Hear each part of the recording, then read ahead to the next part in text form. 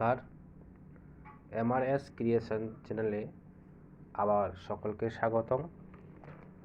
আজকে আমরা আলোচনা করব হচ্ছে এমআইএল বা এইইসি যে বাংলা আছে, যেটা প্রত্যেকের আছে, যারা ফার্স্ট সেমিস্টারে ভর্তি হয়েছে প্রত্যেক ছেলে মেয়েদের এমআইএল বাংলা বা এইইসি বাংলা আছে। তার উপরে একটা লাস্ট মিনিট সাজেশন করা হয়েছে। সাজেশনটা এখানে প্রশ্ন এবং উত্তর দুটোই করা হয়েছে। তো তোমরা যারা চ্যানেলটিকে নতুন আছো, প্রত্যেকের চ্যানেলটি সাবস্ক্রাইব করো এবং পাশে থাকা বেল আইকনটিকে ক্লিক করো, যাতে আমাদের আরও নতুন নতুন ভিডিওর নোটিফিকেশন তোমরা পেয়ে যাও। আজকে আমরা আলোচনা করব হচ্ছে প্রথমে শাস্তি গল্প নিয়ে। 1 নম্বর প্রশ্ন হচ্ছে শাস্তি গল্পটি কার লেখা? রবীন্দ্রনাথ ঠাকুর। 2 নম্বর প্রশ্ন হচ্ছে শাস্তি গল্পটি প্রথম কোন পত্রিকায় প্রকাশিত হয়? উত্তর হচ্ছে সাধনা। 3 নম্বর শাস্তি গল্পটি কবে প্রকাশিত হয়? উত্তর 1300 বঙ্গাব্দের শ্রাবণ মাসে। 4 নম্বর শাস্তি গল্পটি কটি পরিচ্ছদে বিভক্ত? 3টি পরিচ্ছদে বিভক্ত। আমি আবার বলে দিচ্ছি, তোমাদের এমআইএল যে পেপারটি আছে বা বাংলা পেপারটি আছে, সেটাতে শুধুমাত্র এমসিকিউ প্রশ্ন হবে। এখানে আমরা প্রশ্নের সাথে সাথে শুধুমাত্র একটা অপশন তুলে ধরেছি, যেটা উত্তর। ঠিক আছে। তারপরের প্রশ্ন 5 নম্বর গল্পে যে পরিবারের কথা বলা হয়েছে সেই পরিবারটির নাম কি? কুড়ি পরিবার। উত্তর। 6 নম্বর কুড়ি পরিবারের লোকেরা কোন জীবিকার সঙ্গে যুক্ত ছিল? কৃষিকাজ। 7 নম্বর কুড়ি পরিবার 2 ভাইয়ের নাম কি ছিল? উত্তর হচ্ছে দুঃখীরাম রুই ও ছিদাম রুই। 8 নম্বর রুই পরিবার কাদের প্রজা ছিল? উত্তর রামলোচন চক্রবর্তীর। 9 নম্বর তারা কি ধরনের প্রজা ছিল? কোরফা প্রজা। 10 নম্বর প্রশ্ন কোরফা প্রজা শব্দের অর্থ কি? রায়তের অধীনস্থ রায়ত।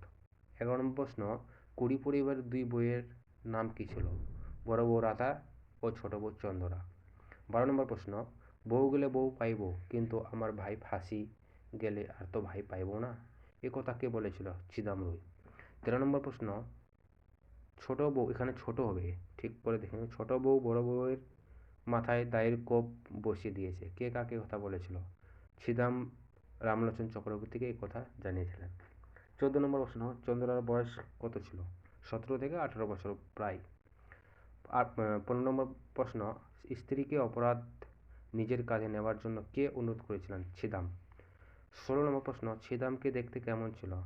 একটি চকচকে কালো পাথরের কোদা মূর্তির মতো। 17 নম্বর প্রশ্ন 2 ভাই কাজে বেরিয়ে যাওয়ার পর 2 স্ত্রী কি কাজ করত? উত্তর বকাবকি ও চেঁচামেচি করে পাড়া মাথায় করত। 18 নম্বর প্রশ্ন দুঃখীরাম কেন ক্রুদ্ধ হয়ে বউকে আঘাত করেছিল? উত্তর রাধা ভাত না দিয়ে রোজগার করে আনার কথা বলেছিলেন। 19 নম্বর প্রশ্ন শাস্তি গল্পে কোন ঋতুর প্রসঙ্গ আছে? উত্তর হচ্ছে বর্ষা ঋতুর। 20 নম্বর প্রশ্ন দুঃখীরাম ও ছিদাম কোন ধান কাটার জন্য তৈরি হয়েছিলেন? জলি ধান। তারপর হচ্ছে 21 নম্বর প্রশ্ন দুঃখীরাম ও ছিদামকে কারা জমিদারের ঘরে ধরে নিয়ে গিয়েছিল? উত্তর জমিদারের পেয়াদা। 22 নম্বর প্রশ্ন জমিদার বাড়িতে কাজ করে দুঃখীরাম ও ছিদাম কি পেয়েছিল? উচিত পাওনার পরিবর্তে অন্যায় কটু কথা। উত্তর। 23 নম্বর প্রশ্ন রাধার ছোট ছেলেটির বয়স কত দিন? 1.5 বছর প্রায়। 24 নম্বর প্রশ্ন গল্পে লেখক চন্দ্রকে কিসের সঙ্গে তুলনা করেছিলেন?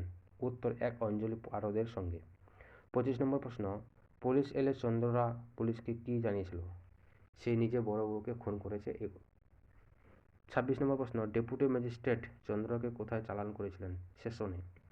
27 নম্বর প্রশ্ন আদালতের বিচারে চন্দ্রার কি শাস্তি হয়েছিল? ফাঁসির সাজা। তারপরে হচ্ছে 28 নম্বর প্রশ্ন ফাঁসির পূর্বে চন্দ্রা কাকে দেখার ইচ্ছা প্রকাশ করেছিল? নিজের মাকে। উত্তর। 29 নম্বর প্রশ্ন ছিদাম চন্দ্রার সাথে দেখা করতে চায় শুনে চন্দ্রা কি উত্তর দিয়েছিল? উত্তর হচ্ছে মরণ। 30 নম্বর প্রশ্ন শাস্তি গল্পে প্রকৃত শাস্তি কার হয়েছিল? দুঃখীরাম ও ছিদামের। পরের আগামী কবিতার উপরে তৈরি করা আছে।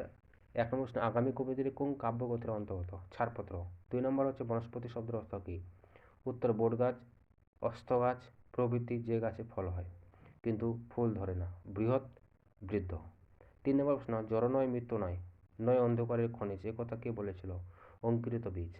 4 নম্বর প্রশ্ন আগামী কবিতার লেখক হলেন? উত্তর সুকান্ত ভট্টাচার্য। 5 নম্বর প্রশ্ন সুকান্ত কোন রাজনৈতিক দলের সদস্য ছিলেন? Communist party.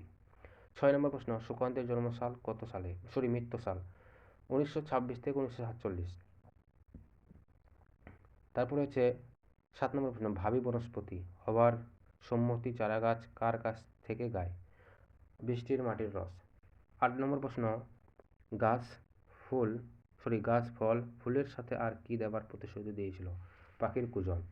9 নম্বর প্রশ্ন, সুকান্ত ভট্টাচার্যের অন্যান্য কাব্যগ্রন্থি হল ঘুম নেই, মিঠে কড়া, পূর্বাভাস।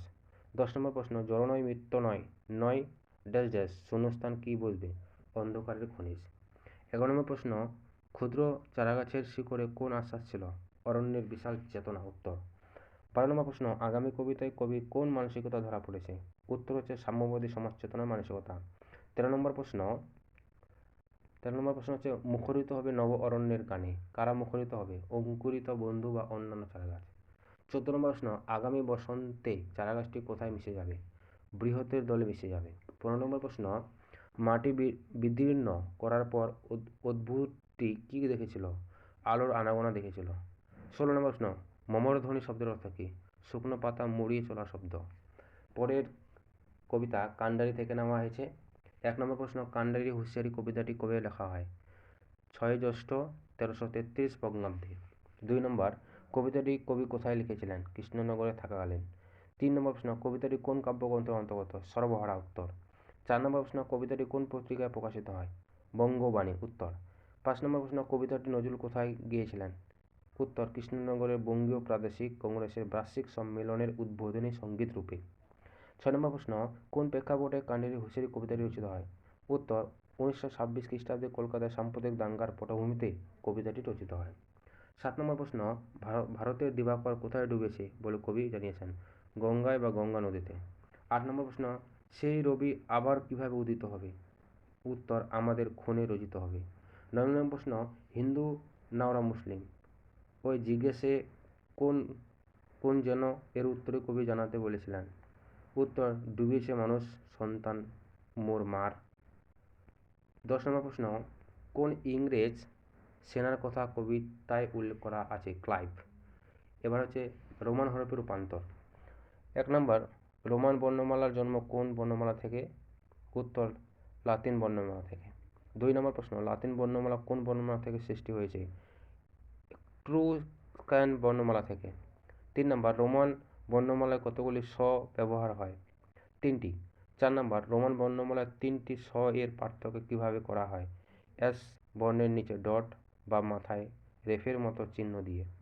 5 নম্বর প্রশ্ন, স্বরধ্বনির হর্ষ ও দীর্ঘভেদ কিভাবে করা হয়? ধ্বনির মাথায় ছোট দাগ দিয়ে। 6 নম্বর প্রশ্ন, রোমান বর্ণমালার ব্যবহারের সুবিধা কী? এই বর্ণমালায় স্বরবর্ণ ও ব্যঞ্জনবর্ণ সব পরিষ্কার করে পৃথক পৃথক লেখা হয়, তাই প্রতিটি ধ্বনি পৃথকভাবে চেনা যায়। আর 7 নম্বর প্রশ্ন, রোমান লিপির সঙ্গে আমাদের পরিচয় কোন ভাষার দ্বারা হয়েছে? ইংরেজি ভাষার দ্বারা। 8 নম্বর প্রশ্ন, শিল্পান্তর কথার অর্থ কী? এক লিপি থেকে অন্য লিপিতে পরিবর্তন বা রূপান্তর করা। 8 নম্বর প্রশ্ন, রোমান বর্ণমালায় ড্রয়ের জন্য কী বর্ণ ব্যবহার করা হয়? আর এর নিচে ডট বা ডি এর নিচে ডট।